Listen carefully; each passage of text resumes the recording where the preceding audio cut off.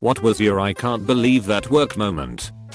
I was running very late to school one morning and pulled into the parking lot where I saw a classmate who was in the same boat. On our way to class, we were discussing what sort of excuse we could make to not get a demerit. We discussed that, to be fair, there was some police activity out on the main road to school. I don't know who joked and said we should tell her that there was a naked man running across the road, but I foolishly thought it was one of those stories so audacious that there was no choice but to believe it, if told correctly and with conviction.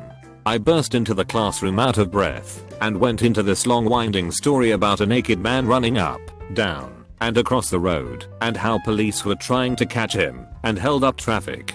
I was somewhat of a mischievous youth, so my teacher was unconvinced until my classmate, on cue, walked in and said very calmly, "Did you guys see that naked guy on the street?" I think it's the first time I saw that teacher laugh. Whether she believed us or just the gall of it all, she told us to take a seat. No demerits. I was at the cafeteria at college with a buddy. He was having a bad weekend for whatever reason. I saw this attractive girl across the room and asked him what he thought. He was like, "Yep, cute." So I made up my mind. I'd go over, hit on her out of fucking nowhere, and presumably he could have a laugh at my inevitable rejection. I was half drunk, reeked like cigarettes, and wearing sweatpants. It was a slam dunk of rejection. I told him I was gonna go say hi, and he shook his head in disbelief as this is way out of character for me. I'm shy and awkward for the most part. And no, not attractive. Oh yeah, me and said girl have a house and a baby now. It wasn't even supposed to work. I once had a math test in high school that I knew I was totally going to flub. I was normally a really good student and did well at math, but today wasn't my day. The test questions were all on one sheet and we were instructed to use blank pages to write our answers. I sat during the whole test just doodling on the blank pages. At the end, I put my name on the question sheet and folded over the corner as if there were other sheets with it and put it on the pile and walked out. At the next class the teacher pulled me aside and profusely apologized because though she lost my answers, she said she'd just leave it out of my overall class score for the semester. I couldn't believe that worked. I went to a private college prep high school for the first 3 years. I don't really recall why I looked into this, but I found out that if all my credits transferred to public school I'd technically only need 2 more classes to be eligible to graduate. Checked into it further and found out that you can't really just go to 2 classes and leave. Unless of course you enroll in the work exit program. Got myself a part-time job and transferred schools. My senior year was 1 semester long, went to school for 2 hours a day and worked until my friends got out of class. It was incredible. I still can't believe it all worked out. When I was 18 and visiting my 19-year-old girlfriend, who was home for the weekend from college, her father came home unexpectedly. We were not wearing clothes. My first thought was to hide under the bed, but I thought better of it and jumped in the closet. She tossed my clothes in after me and threw on a bathrobe. I was in that closet for hours while she chatted with her father, made some sandwiches, handed one to me in the closet, and washed clothes. While she was getting her clothes out of the dryer, her father came into her room as I watched from the half-inch opening. It was a sliding door. I guess he was making sure she had packed everything for her return trip to college, because while he was in there, he looked under the bed.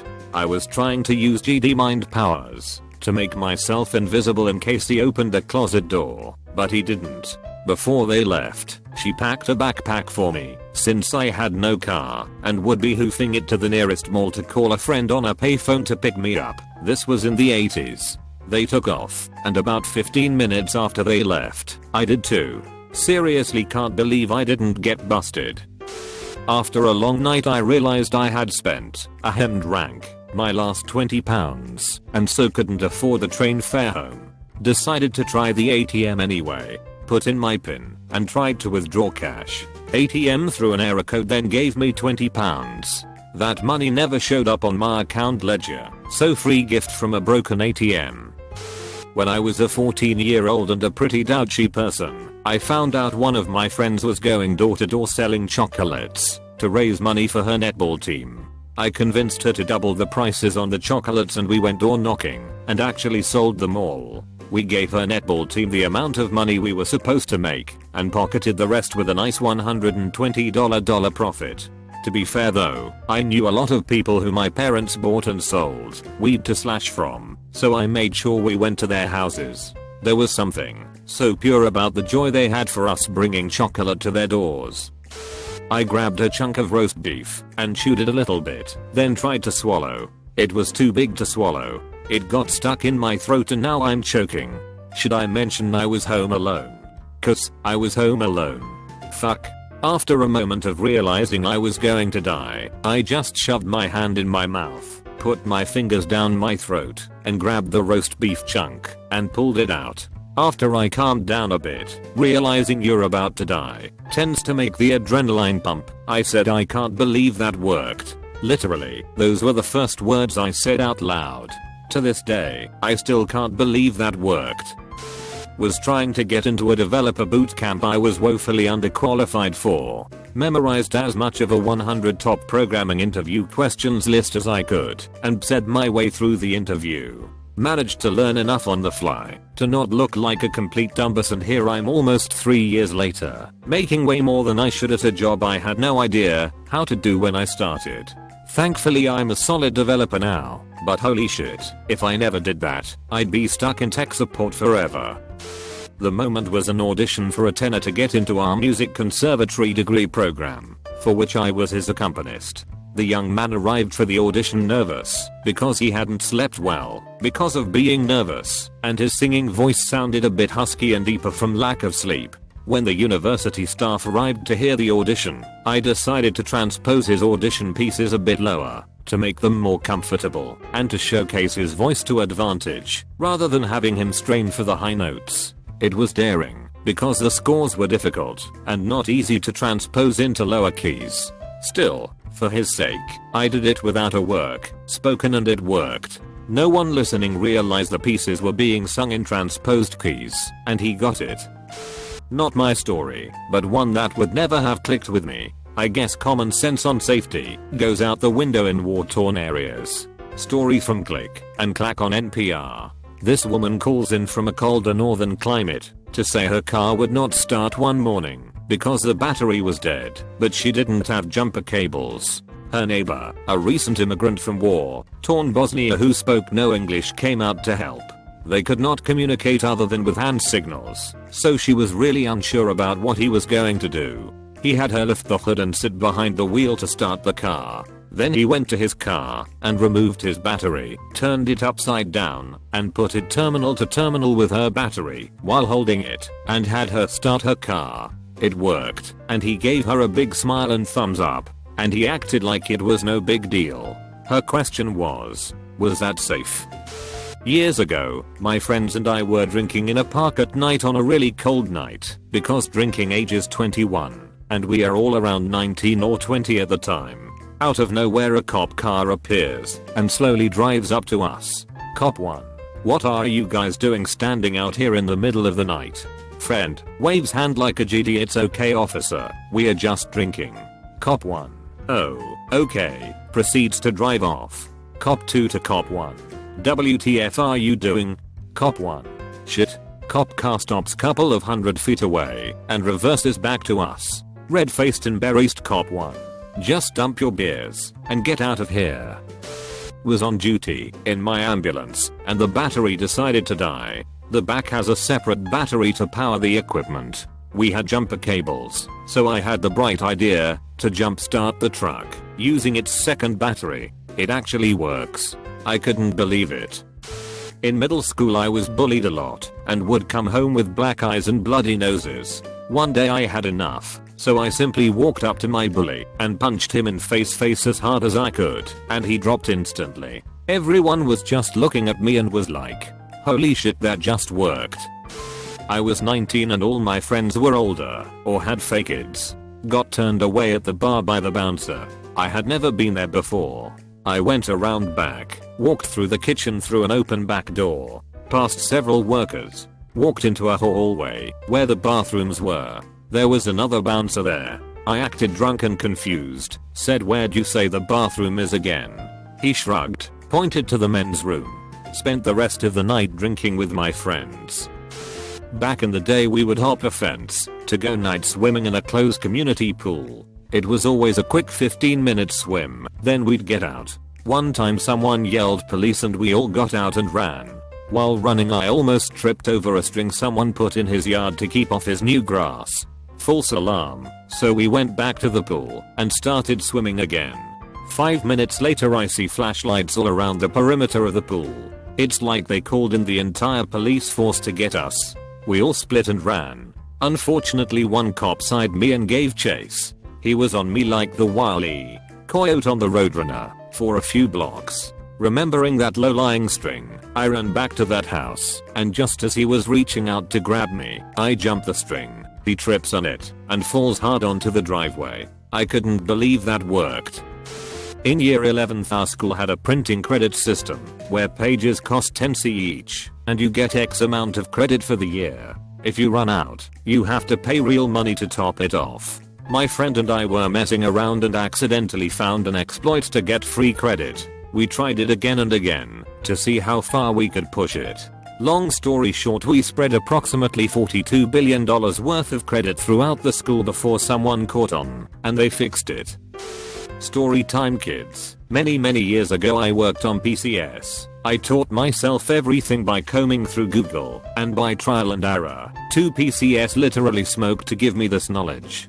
After a while I bought a laptop on eBay, a compact Presario 1275. It had a loose DC jack. So I stripped it down and replaced the jack. It took me hours to lay everything out just right, and when I finished it worked fine. Flash forward a few months when I say a Dell Inspiron 1150 in a paper advertised 4 parts. It was 2 hours away and still knew it was $300 firm, still under the original warranty. This was a lot of money for me at the time, and there was no reason for me to think I could repair it. It didn't even turn on.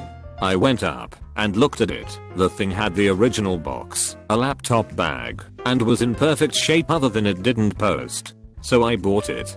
That night I put it on my bed and just started playing with it. I pulled out both of the RAM DIMMs and tried powering it up, and it began to beep, which is progress. Then I popped in one of the DIMMs and it posted.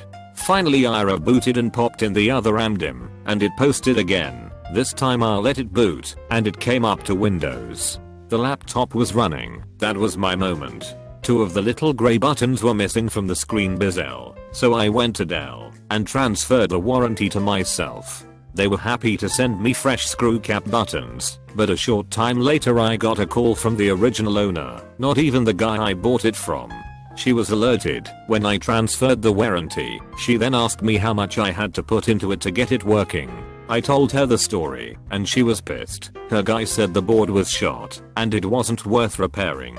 Turns out she had made the mistake of telling Dell she had dropped the machine, and then it stopped working, which let Dell off the hook for repairing it. I still have that laptop today sitting in my office, and if I plugged it in it would fire right up. I built an entire company off of that laptop. I built and repaired PCS and laptops to put myself through college. And it all started from an I can't believe that work moment.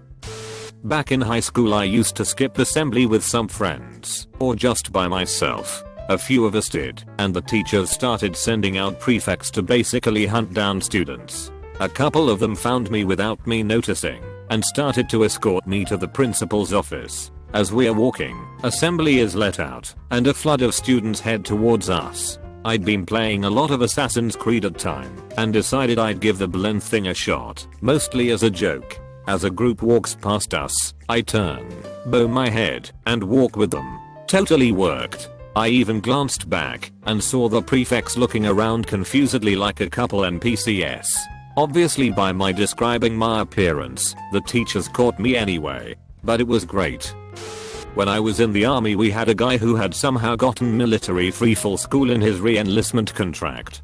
That's a school that is typically earmarked for special forces units. Sometimes other units including mine would send people, but it was pretty rare to get a slot. I was in a specialized unit that made it a little easier, but it was still incredibly difficult. Anyway, so our first sergeant is looking at this guy saying there's no way they're going to actually send you, and tells him to go see the sergeant major about it. Meanwhile I had to go report to the sergeant major for sergeant major duty, bullshit duty where they grab random lower enlisted guys from different companies to do yard work and wax the floors and shit.